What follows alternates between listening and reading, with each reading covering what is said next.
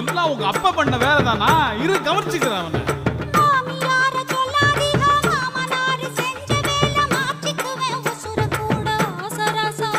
ஐயோ அப்படி எல்லாம் பண்ணிடாதம்மா.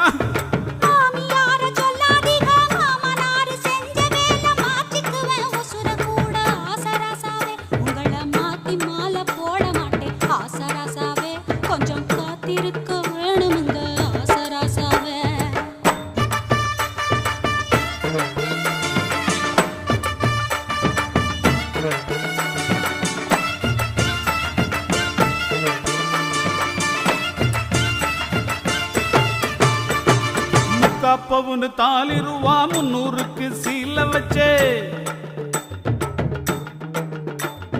முக்காப்பவுன்னு தாலி ரூபா 300க்கு சீல வச்சே.